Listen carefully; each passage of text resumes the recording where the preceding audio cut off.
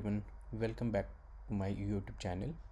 In this video, we are going to see how to request or how to integrate your Python application to make it a call to a REST endpoint. So there are lots of open source APIs that are available on internet, which you can just use it for testing purpose. They gives you certain information as a response. So if you just Google open source REST endpoints for testing, then you will be able to get huge list of APIs that is available as an open source for your testing. So I know one API which I'm gonna show you for this example, and this is this API randomuser.me. So what this API returns is information about a random user, like first name, last name, what kind of job profile. It's a random information of any human being basically. We'll see that soon. But before going into the details of these, let's try to understand which all packages that we need to install in your Python environment so that you can call the REST APIs and what else. So let's start with this. If you wanted to do the integration of your Python application with the REST endpoints, then there is a third party package that you need to configure in your Python environment, and the name of that particular package is a request package. Okay, so let's try to see that. Go to your settings from your PyCharm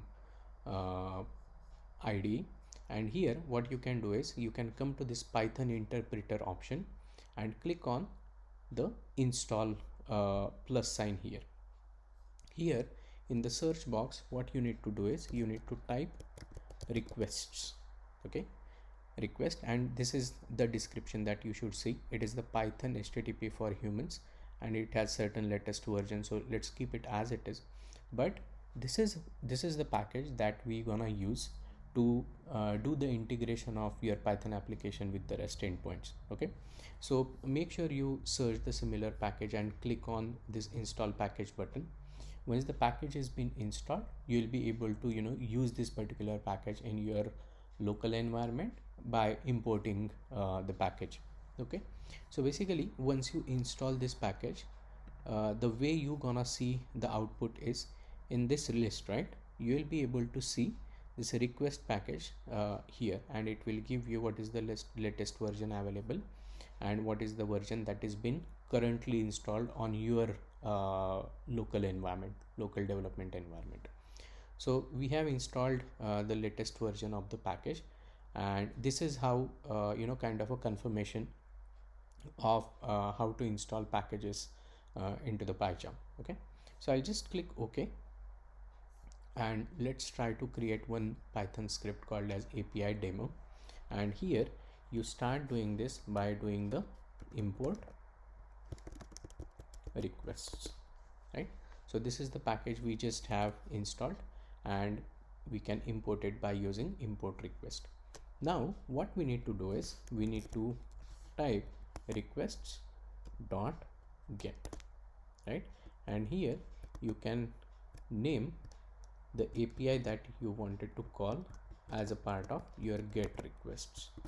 Okay, and let's say whatever response that we get, we store it in a response variable. So response is equal to requests dot get, because this is a get request, and then HTTPS whatever the URL of your REST endpoint that you can give it here, right?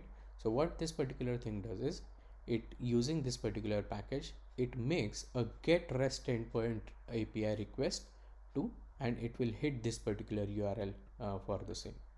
So now let's try to run this and see what kind of response that we get. So if we print a response dot, let's say status code, this is what should give us that whether it is a successful response or unsuccessful response or whatsoever it may be, right?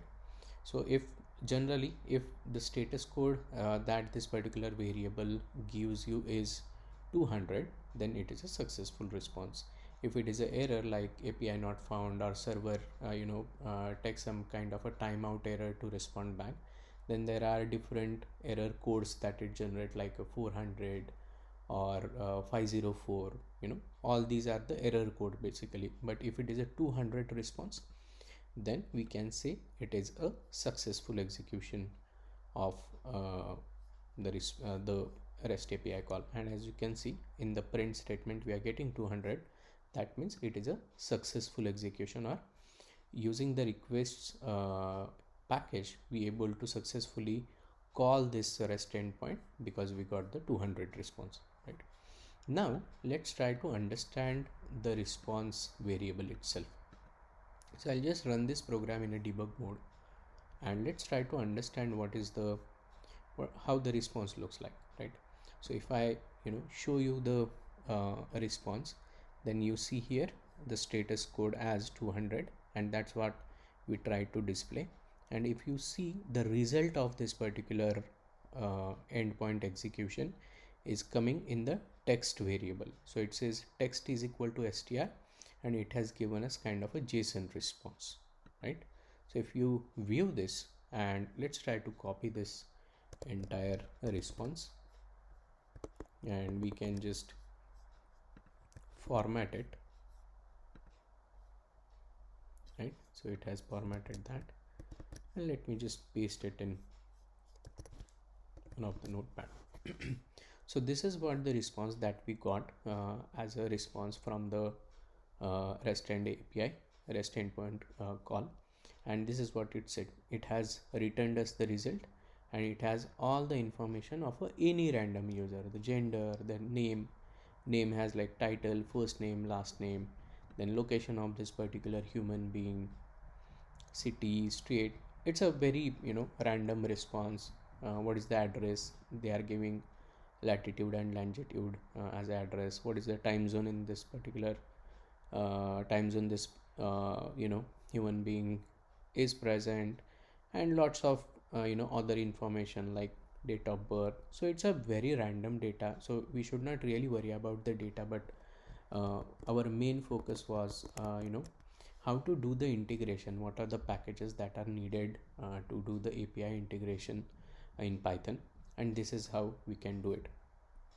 You can even call you can even get the response like the text that we have seen here in any of the variable. Like let's say if we wanted to have JSON response is equal to response dot, if you just do JSON, and if we just run it once again in a debug mode, and if you see the content of the JSON response, it gives you a dictionary because it has two things, right? If you see even the Sublime Text, it has given you two types of JSON object. One is this results, and then another one is info, which is there at the down. It has some kind of a metadata information about the response. Okay, but not to worry, basically this is what the response that we get. And if you expand the result variable, then it has one element, and again which it has like gender, name, location, email, login, whatever things basically, right? So now what you can do is basically, if you just wanted to iterate over all these elements and do some kind of business logic processing, let's say you wanted to validate few things here and there, so basically using this JSON response object, you will be able to iterate over all the fields that are present in the response, and you will be able to perform your business logic.